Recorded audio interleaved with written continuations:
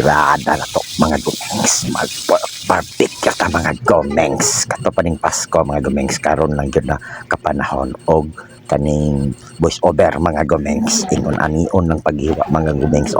Pwede pod ni pang business mga gumengs, pero nipis-nipison lang mga gumengs nga naon para walay putol atong kating mga gumengs. Unya ingat lang ta sa chilyo mga gumengs ha, ingon ana pagkating mga gumengs wala na 10 pesos na naog inegosyo, pero dili man negosyo mga gumengs para man sa Pasko mga gumengs. Atong last year mga gumengs, karon lang nako na panahonan og kaning voice over mga gumengs, dara mga gumengs ng ato ang hiniwa ganina, dara ang atong mga ingredients pang marinate mga gumengs.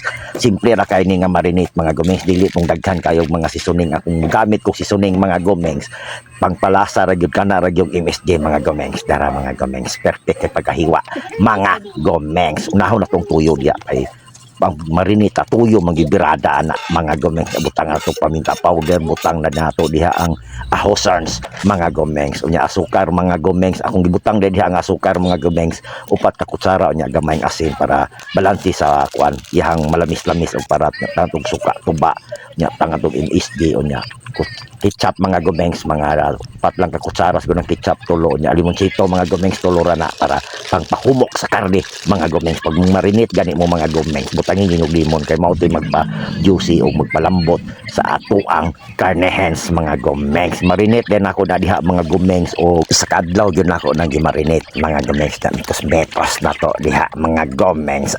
Matik din mga gumengs, pagkaugma mga gumengs mauna na iyang resulta after 24 hours mga gumengs. Ato asang mekos diha mga gumengs, kay tuwa pa man ang tuhugon diha mga gumengs, kuha din ning giihap mga gumengs. Ang palit na kuha ni nga karnehens mga gumengs is 220. Unya ni tusok siya siguro mga 24 o 23 ba to mga gumengs. Nakalimot ako kay dugay-dugay na ni nga video mga gumengs. Tanawa niya pagtuhog mga gumengs, dali ra kayo kay dili siya putol-putol. Ingon ana paghiwa sa ato ang marinated barbecue mga gumengs. Dara mga gumengs, finished product din kabalo na mo diri mga gumengs, mga magic skill ning gamit nato diri niya. Ang ato ang panghaplas di mga gumengs katuyang sobra sa marinated, magbutang tagamay niya tantog mantika mga gumengs niya.